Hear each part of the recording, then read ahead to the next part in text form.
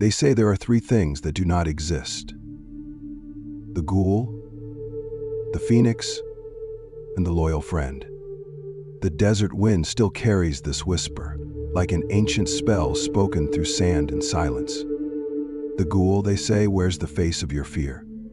The phoenix, the fire that destroys what you are not. And the loyal friend, the one who remains when even you have left yourself. But what if these impossibles were never myths, but mirrors? The ghoul, your shadow. The phoenix, your transformation. The friend, your return to God. The Arabs called it legend. The mystics called it a map, because every soul must wander through fear, burn in love, and rise in remembrance. So listen closely. This is not a tale of monsters or miracles.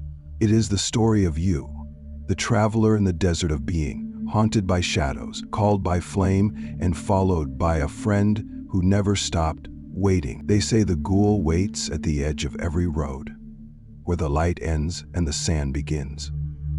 In the stories of the old tribes, she appeared to the weary traveler as something familiar, a friend, a woman, a guide. Her face half beauty, half bone. Her eyes glowed like coals buried in ash. And when the traveler followed her deeper into the dunes, she devoured him. Not his flesh, but his way home. In the ancient tongue, the word ghoul was born from Gala, to seize, the one who snatches the unwary between worlds. But the mystics would later say, the ghoul is not outside you. It is the part of you that feeds on forgetting. For the desert she haunts is not made of sand. It is the wilderness of the soul, that vast, windless place inside where truth feels distant and thirst is eternal. Every human wanders their own desert, haunted by shadows they mistake for truth. The ghoul takes many forms: the hunger for control, the mirage of identity, the whisper that says, you are alone. Pre-Islamic travelers feared her as a jinn of the wasteland, a shapeshifter who lured men with illusion. But the Sufi masters saw in her a symbol far more terrifying: the ego, the phantom self that drinks from mirages, that mistakes reflection for reality, that eats and is never full. The ghoul's hunger is endless because it feeds on what cannot nourish: pride, power, praise. It is the self that consumes the soul. And yet, even this darkness has purpose. For every shadow reveals the direction of the light. In the silence of fear, in the emptiness of despair, the wanderer learns to stop chasing and start seeing. To recognize that the ghoul is not an enemy, but a mirror, showing what remains when love is forgotten. The mystics called this the first night of the journey, Laylat al-Nafs, the night of the self. When the ego rises like a phantom queen, demanding worship, devouring devotion, only those who learn to face her, not flee her, find the path forward. For to conquer the ghoul is not to destroy her, but to name her, to see through her illusions until she vanishes like dust at dawn. And when the traveler finally stands in that pale morning, alone yet unafraid, the desert changes. The wind softens, the horizon breathes, and in the silence that follows, something whispers, not from above, not from beyond, but from within.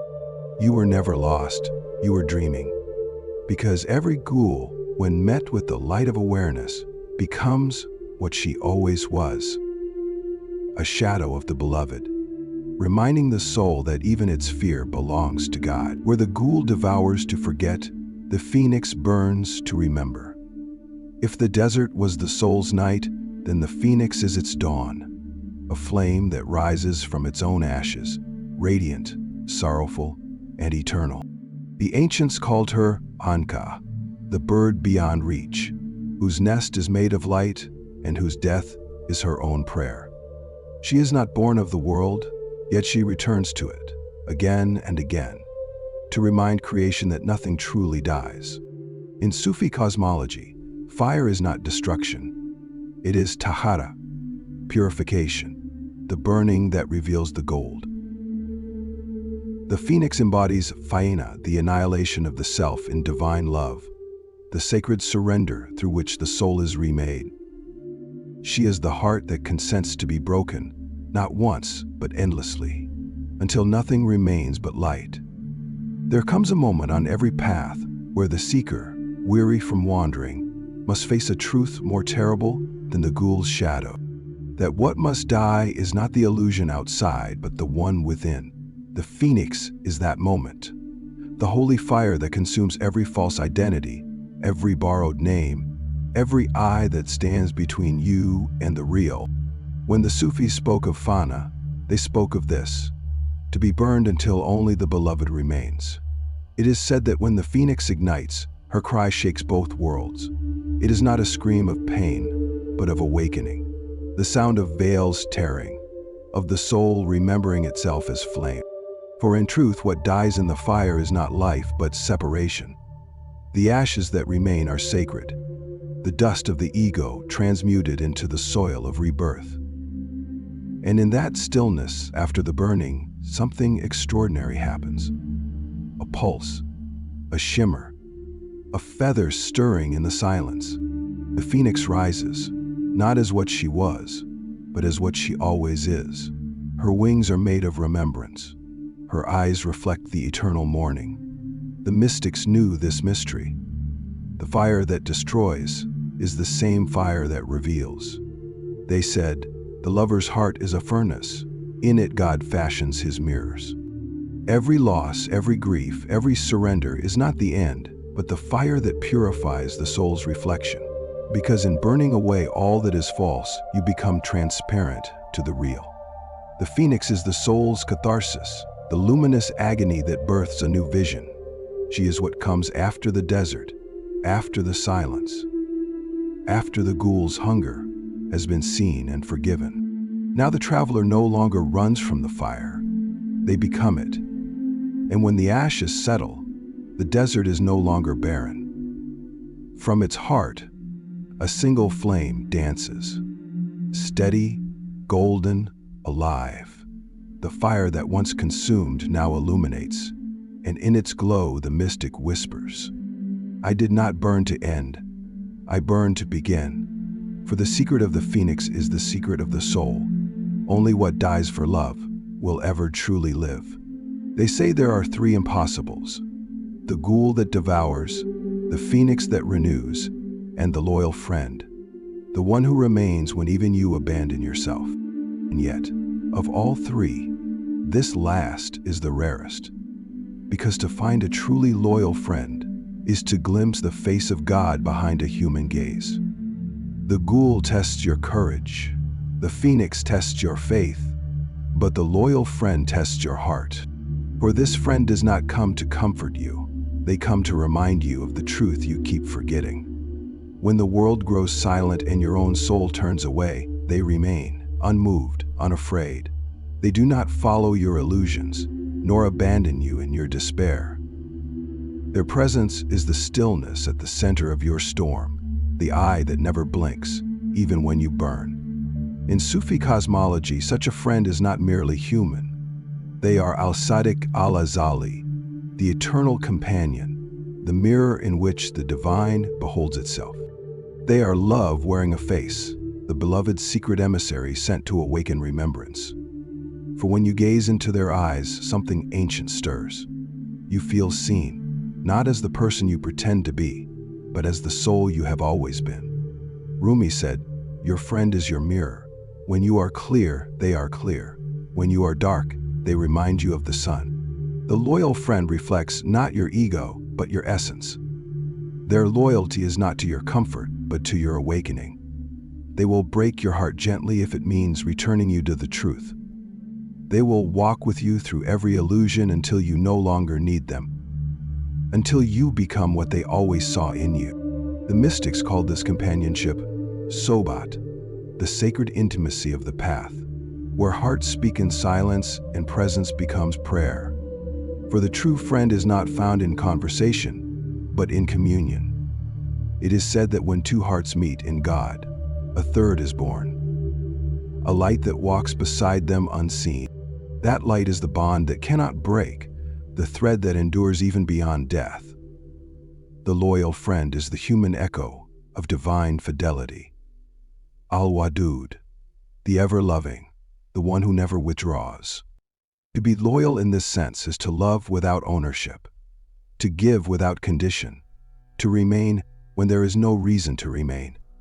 It is to hold another's soul as you would hold a flame, with reverence, with care, with awareness that it is not yours to control, only to guard. Such friendship is not sentimental. It is alchemical. It refines the self as gold is refined in fire. Each moment shared becomes a furnace in which pride melts, masks dissolve, and only sincerity remains. In the presence of a loyal friend, you cannot lie. Not because they accuse you, but because their silence exposes everything false. Their love is a mirror that reveals the divine behind your own reflection. And perhaps this is the greatest secret, that the loyal friend is not only another person, but also the hidden friend within. The part of you that never gave up, never stopped believing, never stopped praying in the dark. It is the quiet witness that stayed awake while your mind wandered. It is the unseen companion who whispered through every heartbreak, "I am still here."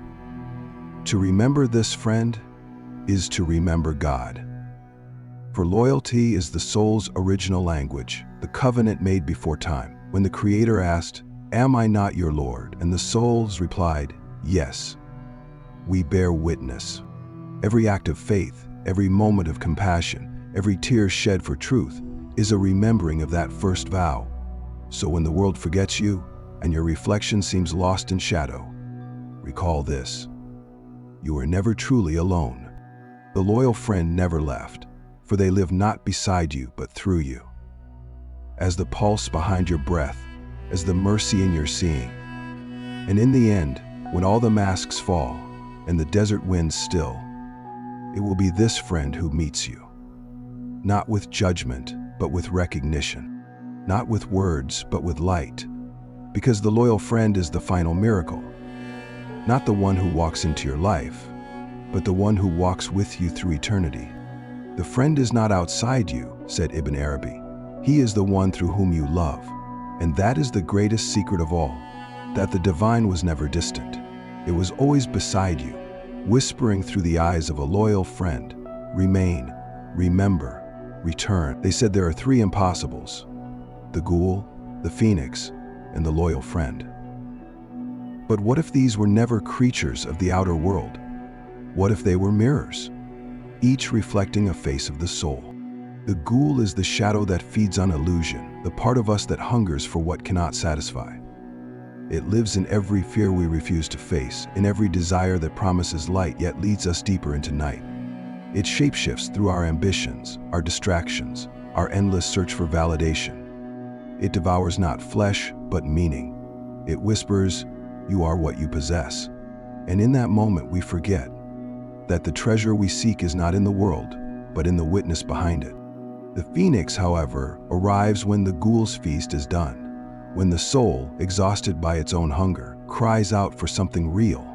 The phoenix burns everything false. Identity, name, story, mask. It is the fire of remembrance, the sacred burning that transforms despair into dawn. And though it hurts, oh, it burns until there is nothing left. It is in that burning that we are reborn. For every true resurrection demands a death, the death of illusion, of pride, of separation. The phoenix consumes the ghoul not through violence but through light. It teaches us that what dies in the fire was never real to begin with. Then, when the ashes settle and silence returns, the third appears, the loyal friend, not as another being, but as the awakened heart itself, the one that remains after the burning. The friend is the self made whole, the soul reconciled to its source. It looks upon the world and no longer sees enemies or monsters, only mirrors reflecting the beloved's face in infinite disguise. To face the ghoul, you must burn like the phoenix, and to rise again, you must love as the friend loves. This is the secret, the great alchemy of being. The darkness that devours, the fire that redeems, and the love that endures. All three are stages of the same awakening. The ghoul is the nafs al-amara, the commanding self. Raw instinct, untamed hunger, the desert of forgetfulness. The phoenix is nafs al-lawama, the blaming self, the conscience, awakening, purifying through pain. And the loyal friend is nafs al-mutmaina, the tranquil soul, the heart at peace in the remembrance of the real. These are not three beings outside of us. They are three stations of the traveler within. Every one of us begins lost in the dunes, chased by our own shadows. We try to feed our emptiness, to outwit the darkness. But then comes the fire, an unexpected grief, a shattering loss, a moment that exposes how fragile every mask has been. That is the phoenix. It burns through illusion until only essence remains. And what rises from that inner pyre is not who we were, but who we truly are. The friend, the witness, the silent one who has been waiting beneath every fall, the one who no longer runs, no longer resists, no longer hides. This is the cycle of the soul's awakening: shadow, fire, light. The ghoul reveals our fear. The phoenix teaches surrender. The friend embodies love. Together, they form the sacred trinity of transformation: the desert, the flame, and the mirror. Ibn Arabi hinted at this when he said, "Between the shadow and the light stands the lover burning." That is where the human soul lives. Between forgetting and remembering. Between death and resurrection. Between solitude and union. In every fear, the ghoul still lurks. In every trial, the phoenix waits. In every heart, the friend whispers, "Be still. What you seek is already within you." And perhaps the truest mystery is this: that these three impossibles were never meant to be conquered, but understood. For they are not myths of the world, but metaphors of the self. To recognize them is to read the secret script of your own becoming, written not in ink, but in light and shadow. So the next time you meet the ghoul in your despair, remember the fire waiting to free you. And when the fire has done its work, when the ashes glow with new life, listen closely. You will hear the friend's quiet voice say, "You have returned. You were never lost." Because in truth, the ghoul was your fear, the phoenix was your courage, and the friend was your soul remembering God. The self is a mirror, wrote Al-Hallaj, and God is the light that makes it visible. And so the three impossibles, the devourer, the fire, the friend, are nothing but reflections of that one eternal light learning through us how to see itself. In the end, the desert was never empty. It was waiting for you to listen. Every dune you crossed, every shadow you feared, every silence that pressed against your heart, they were not the absence of meaning, but the language of something greater speaking without words. The desert has always been the soul's mirror, vast, unforgiving, luminous. It strips away illusion until only the essential remains, you and the wind that whispers your forgotten name. Once, you ran from the emptiness. You feared the stillness because it held no reflection. But now, you understand. The desert was never void. It was fullness without form. It was the breath of the unseen, the silent teacher of all prophets and poets. The same timeless expanse where the ghoul wandered, the phoenix burned, and the friend waited in the shade of your awakening. You return not as the same traveler who began this journey. The sand that once blinded you now shimmers like gold under your feet. The wind that once howled now sings. You see that even the mirages had meaning, each illusion leading you closer to the truth hidden beneath it. The ghoul who once haunted your nights has faded into dust. The phoenix whose fire terrified you has folded its wings and rests in your chest. And the loyal friend, that impossible companion, was never somewhere outside you. It was the pulse that carried you through every trial, the quiet faith that refused to die even when hope did. Now, standing beneath the endless horizon, you understand the secret of the desert, that silence is not emptiness, it is fullness too vast for sound. The desert never sought to destroy you, it sought to unmake what was false, to burn the excess, to return you to simplicity, to the truth that has no ornament, no shadow, no second. The mystics say, the desert is where God hides from the noise of the world. Here, there are no distractions, no mirrors, only the naked self before the eternal sky. Here, the tongue forgets to speak because the heart has begun to hear. Here, prayer becomes breath, and breath becomes remembrance. And if you listen deeply, you might realize the ghoul was never chasing you. It was your own longing, starved for light. The phoenix never burned you. It purified the illusions that dimmed your flame. And the loyal friend never left. It waited patiently, in the quiet, for you to remember the ancient covenant. I was a hidden treasure, and I loved to be known. This is what the old mystics meant when they said the traveler never truly departs, for the destination was within him from the first step. You return to the same sands, but now you see, they were always sacred. The dunes were not barriers, they were waves of the infinite breathing in slow motion. The heat was not punishment, it was purification. The long silence was not cruelty, it was the voice of love, speaking in a language older than sound. The desert no longer feels desolate, it glows. For the one who has met their shadow, burned in the fire, and loved through the silence, there is no more fear of emptiness. There is only awe. So when the wind rises again, and the stars begin to pulse over the horizon, remember, the path was never about escaping the desert. It was about discovering that the desert was never separate from the divine. It was the mirror in which the eternal looked upon itself, through you. And now, as the last light fades and only the hush remains, you bow inwardly, not to the sands nor to the sky, but to the mystery that made both. The heart softens, the eyes close, and in that infinite stillness between breaths, you feel it again, the presence that has followed you since the beginning, whispering, there is no journey, there is only the remembering of what you have always been. And so the desert sings once more, for the one who listens has returned.